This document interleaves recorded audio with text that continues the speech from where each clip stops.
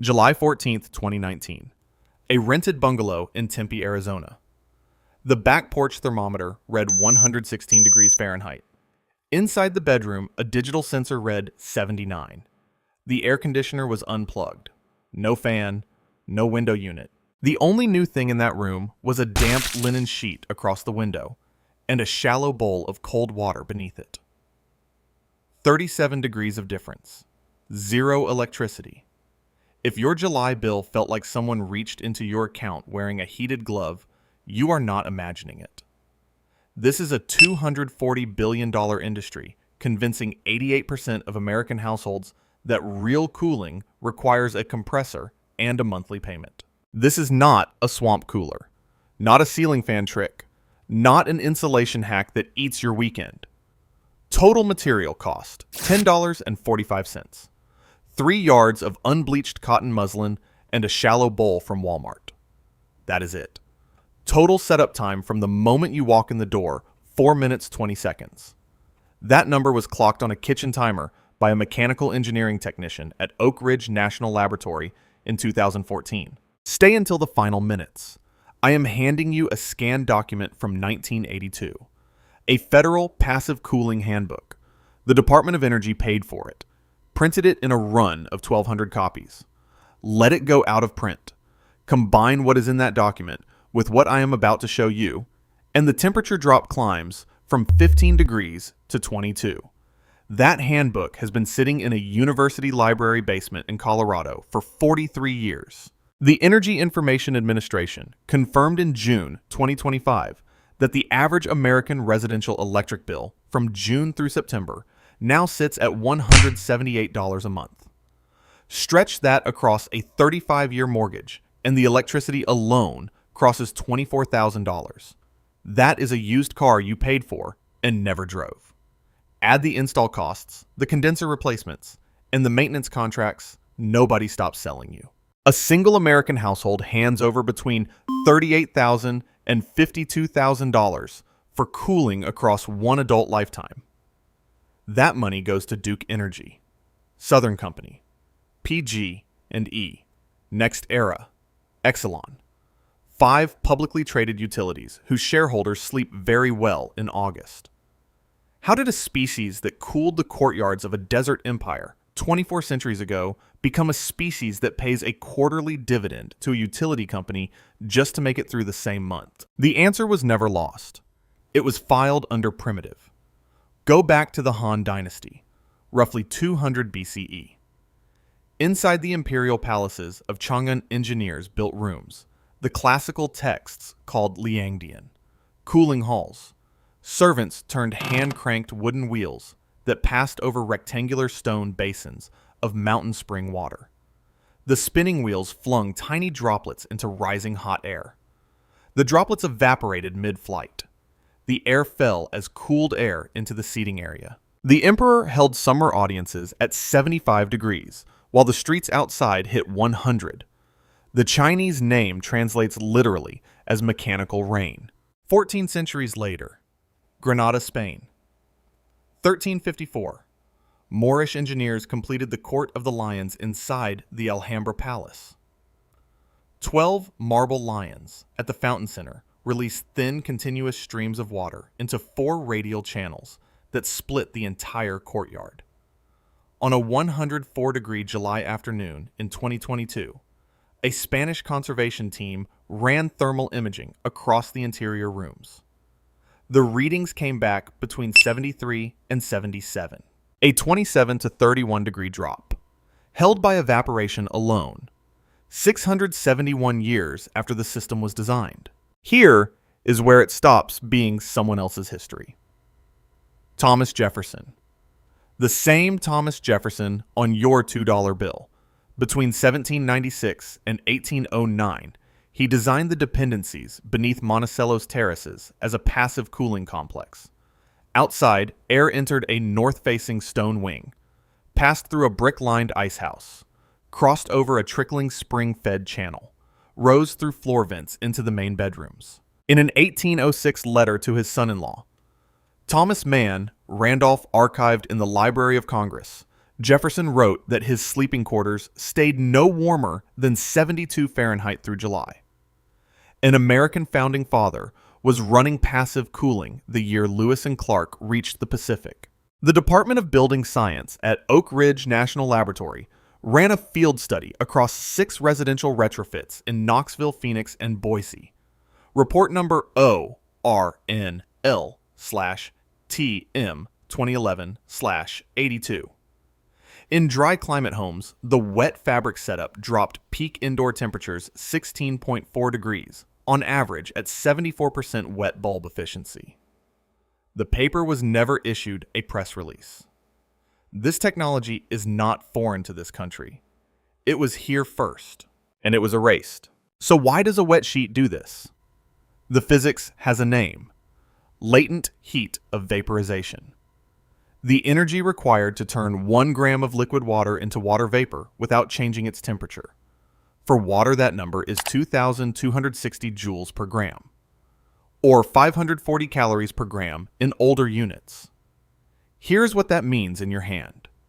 When water changes phase in front of you, it steals that exact amount of heat from whatever is nearby. That whatever is the air in your bedroom. You have felt this before. Pour rubbing alcohol on your forearm and blow on it. That cold bite is the same physics, only weaker, because alcohol carries less latent heat than water does. The second term is wet bulb temperature.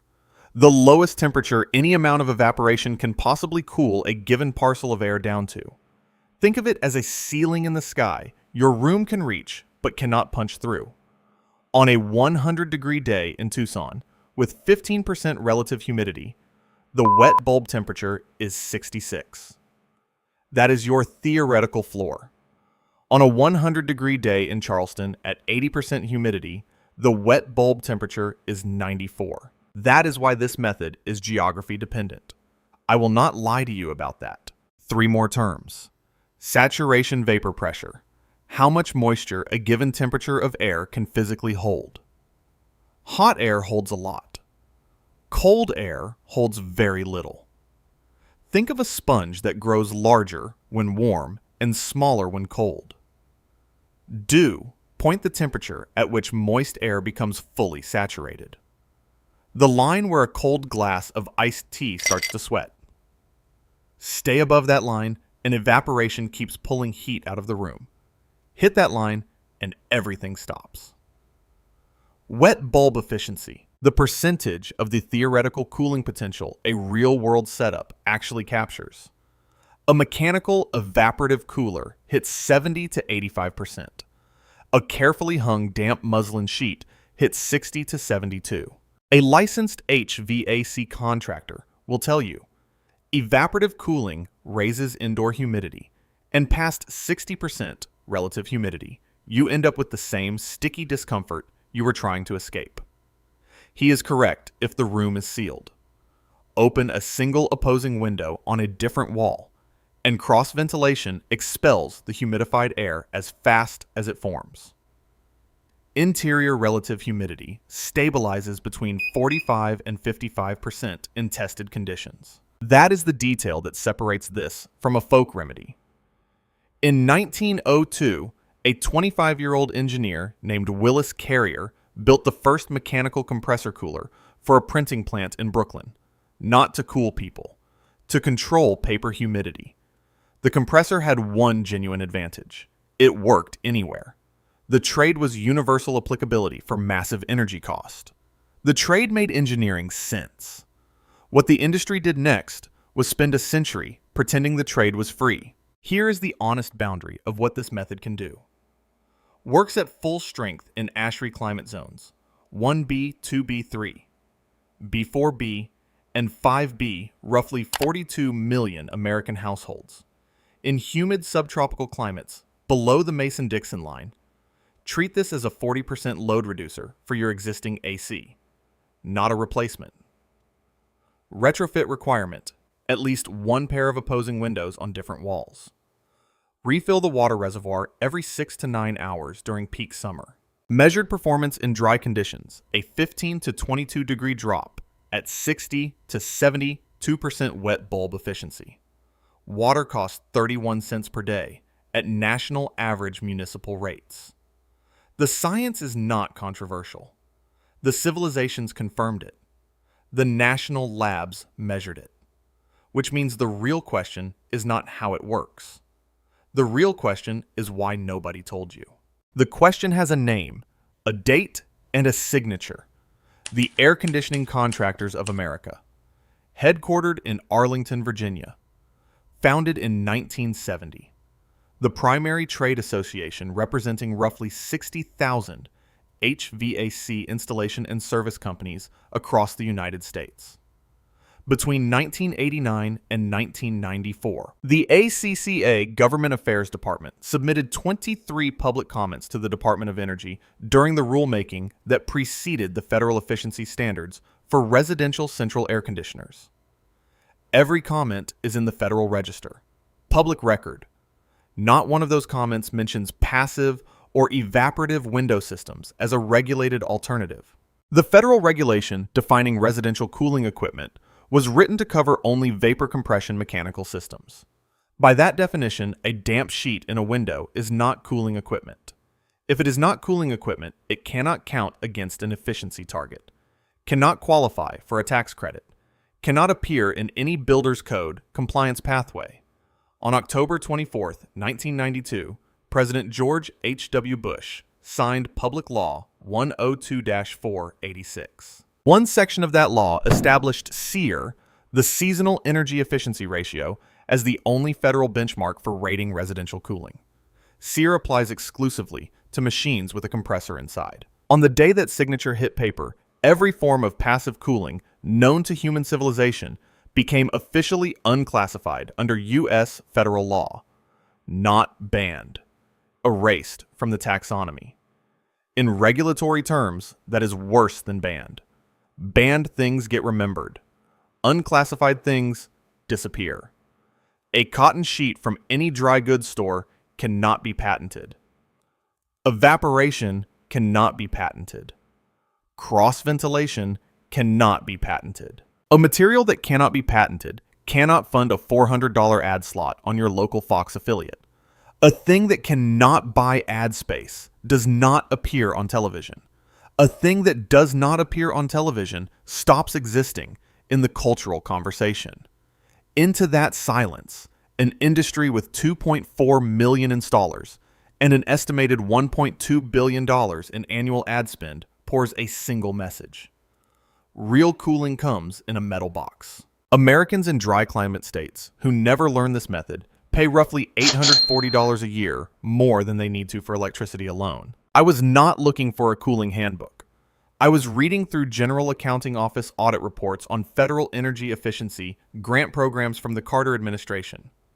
One footnote in a 1987 oversight report referenced a withdrawn recommendation handbook on residential passive cooling. Not unpublished. Withdrawn. That single word sent me to Boulder.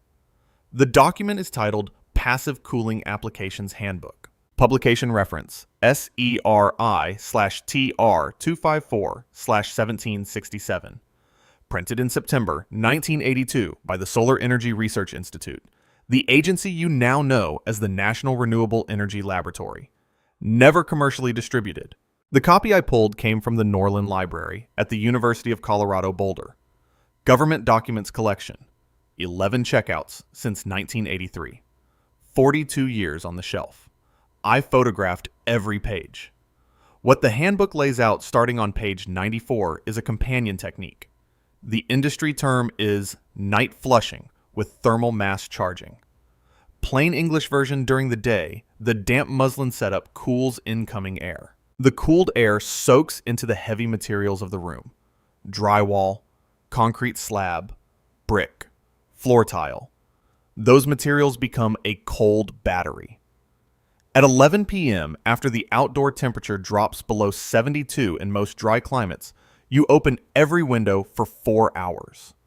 Naturally, cool night air sweeps through the house. The thermal mass recharges overnight. By 9 a.m. the next morning, the room starts the day at 66 degrees instead of 80. The evaporative sheet then only has to hold that temperature, not cool it from scratch. Deep in the appendix, the handbook documents a test home in Santa Fe, New Mexico, August of 1980. 31 consecutive days. Outdoor peaks averaging 94. Interior temperature held between 68 and 74. No electricity. No mechanical cooling. That data has been sitting on a library shelf in Colorado for 43 summers. If you believe that real knowledge has been quietly pushed aside so a metal box could be sold back to you on a monthly payment subscribe. The rest of YouTube has a different audience. I want yours. Quick question in the comments. Has your summer electric bill ever crossed $200? Yes. No. More than that. 3 words. That is all I need. Next Tuesday, I am opening a 1978 field report from the Tennessee Valley Authority.